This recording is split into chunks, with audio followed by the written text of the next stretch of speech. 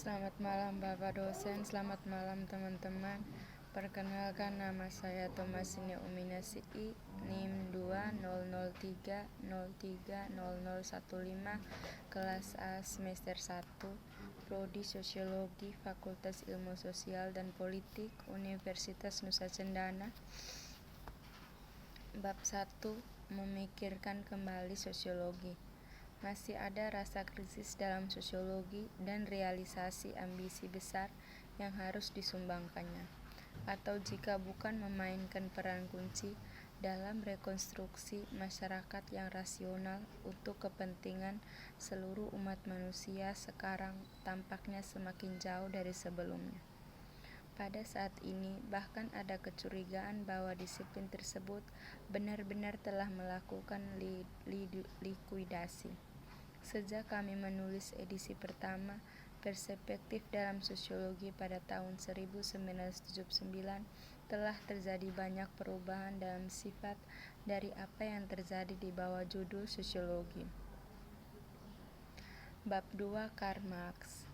Marx adalah seorang humanis karena dia dipahami telah mewarisi ide-ide Hegelian. Manusia adalah pusat sejarah, dan sejarah adalah kisah perkembangan sifat esensial mereka, atau yaitu pikiran dalam kasus Hegel, kapasitas kerja kreatif di Marx. Dalam kedua kisah tersebut, seluruh sejarah berfokus secara terpusat pada tema pemersatu tertentu. Tema ini untuk dilihat di setiap fase sejarah adalah bahwa masyarakat mewujudkan kontradiksi yang dominan. Ia dibentuk di sekitar oposisi sentral yang menentukan semua aspek lain dari keberadaannya. Kontradiksi seperti itu dapat ditemukan dalam sukses setiap tahap sejarah, karena tahap masyarakat berikutnya mengambil perkembangan lebih lanjut dari sifat spesies manusia yang terungkap. Bab 3, Max Weber. Dalam beberapa tahun terakhir, ada argumen tentang apakah karya hidup Weber benar-benar satu kesatuan, dan jika demikian, apa tema pemersatu. Rasionalisasi telah didominasikan, dan kita dapat melihat bagaimana kasus seperti itu dapat dibuat. Kami berpendapat bahwa itu tidak benar-benar bertentangan dengan klaim bahwa perhatian utamanya adalah pada individualitas modern kapitalisme rasional di Barat, karena rasionalisasi adalah ciri khas dan integral kapitalisme sebagai sistem sosial. Bab 4, Emil Durkheim.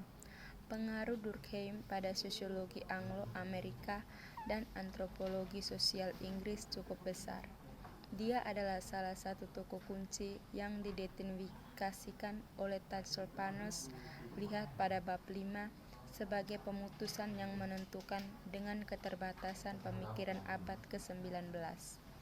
Bagian-bagian penting dari teori Parsons diturunkan langsung dari Durkheim, dan melalui merekalah ia berperan sebagai pengaruh besar pada teori sosiologis abad pertengahan.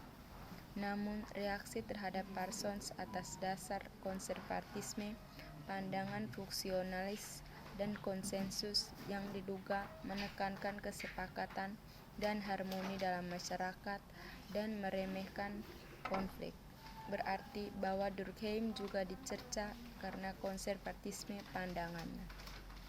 Bab 5, Konsensus dan konflik. Konsensus dan konflik pendahuluan Parsons, proyek untuk sosiologi sistematis, dampak dari klasik pada sosiologi Anglo-Amerika. Pada contoh pertama, sangat banyak pencapaian Tatchell Parsons pada tahun 1902 sampai 1979 yang studi pasca sarjana di Inggris dan Eropa pada 1920-an telah membiasakannya dengan karya antara lain trio Marx, Weber, dan Durkheim. Bab 6, Interaksi simbolik. Parsons adalah tokoh penting dalam perkembangan sosiologi modern, baik melalui reaksi terhadapnya maupun melalui pengaruh positifnya, meskipun ia terus memiliki pengikut kontemporer. Namun, keyakinan bahwa Parsons mengabaikan konflik kekuasaan dan dominasi dalam masyarakat memindahkan isu-isu ini ke posisi sentral di mana bagi sebagian besar sosiolog tetap ada hingga hari ini. Bab 7 Etimologi.